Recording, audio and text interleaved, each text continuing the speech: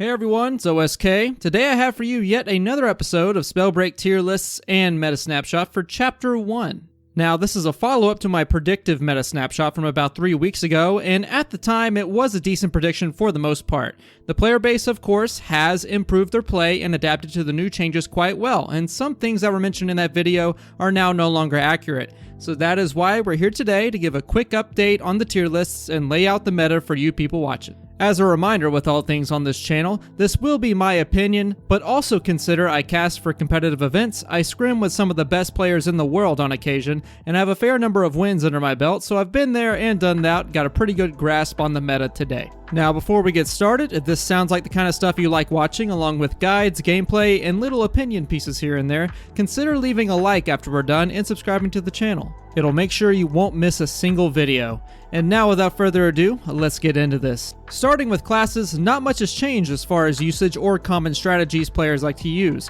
Frostborn remains a great long-range support style sniper with decent brawling and defensive capabilities with Tundra, and the Chapter 1 changes to Icicle. It remains on the higher portion of the skill ceiling and allows for great outplay potential as well as sheer damage, so it stays in A tier for now, slightly above Pyromancer at the higher levels of play. Toxicologist is in a decent spot in the meta right now as well, with the interplay of Outbreak and Shadow Step, while still possessing clear weaknesses to certain mechanics and elements such as higher cooldowns when opting to run Shadow Step, and of course the obvious counter of Fire and Pyromancer. In fact, we are starting to see Toxicologists try their hand at running Dash in place of Shadow Step to cover the comparative lack of movement from a longer rune cooldown. For now, I'll leave it above Frostborn and Pyromancer in the A tier. Our S tier will remain exactly the same. Conduit is still a force to be reckoned with given all the movement and excess damage sources present on the class with certain builds. Tempest is not as excessive, but it does possess a similar mode of operation with the Chapter 1 Squall buff and of course all the movement tech present with the Wind Surge skill.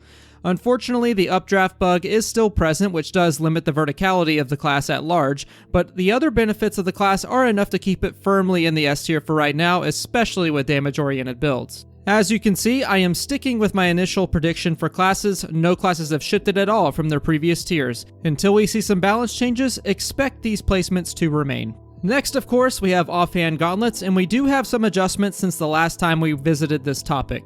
It seems that the 15 to 20% nerf to lightning spell damage has severely hurt it more than initially predicted. The damage is lacking, and even the long-range capabilities of the gauntlet is surpassed by a decent frost user in most cases. Not to mention the gauntlet falls off even more if you're not running the 3-cost body talent fervor. There is utility to be had in its elemental interactions and sorcery, however. Stuns are very useful when they land. Despite this, squads for the most part have learned to properly rotate players in and out of combat, and in solos there are just better options present for combat disruption in almost all areas. Therefore, it will sit in C tier as the worst offhand to run in the current patch. Stone's damage nerfs at range have proven to be effective at curtailing the poke damage that the Gauntlet used to have, but both the close range damage and hitbox hit very hard still, so we'll be bumping it up to the B tier.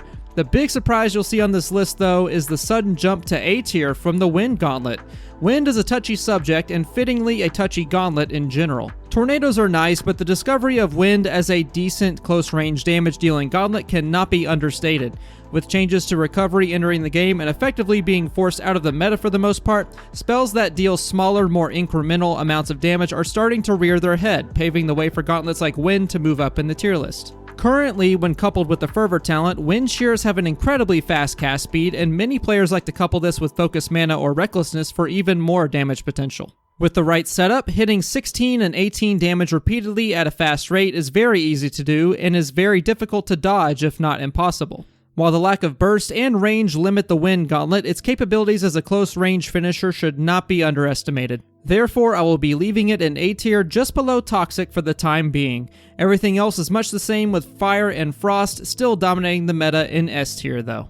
Moving on to talents, we've had a few shifts in the meta since the last time I examined them. We'll start with the elephant in the room, Recovery. In the distant past, about a month ago, Recovery dominated the meta. Everyone wanted to run that sweet 50% health regen from any source of damage. You were running Recovery, your grandma was running Recovery, your dog was running Recovery. everyone was running Recovery. Then Chapter 1 came out and Recovery's effect was reduced to have 35% regen instead of 50%, and everyone stopped running it. Well, almost everyone. There are a few builds that still run it, but the benefit it provides no longer outshines other options like it used to. Because of this, I have moved the talent down to B tier in line with Recklessness and Escapist. Along with Recovery, Vigor will drop down to B tier as well. A big part of what made Vigor so good was its interaction with Recovery, which gave the latter a lot more base health to work with during a fight. Now that the regen of Recovery is lessened to such an extent, we'll see Vigor drop a tier. The last drop I'll talk about is Finders Keepers, and this falls in line with the previous two talents. The premier strategy to run in days past for squads was a Vigor or Harmony tank who could also funnel scrolls and knowledge potions along with 2 damage dealers. Now that the tank role has been nerfed due to Recovery changes, Finders Keepers is run a lot less as a result. I still think it's fairly decent, so I won't drop it down to D tier, but it does need a little bit of love in the new meta. Knowledge potions and more healing items in general are very handy to have, but many teams have learned that the sheer amount of damage in the game by default prevents knowledge potions from having as much of an effect as they did previously.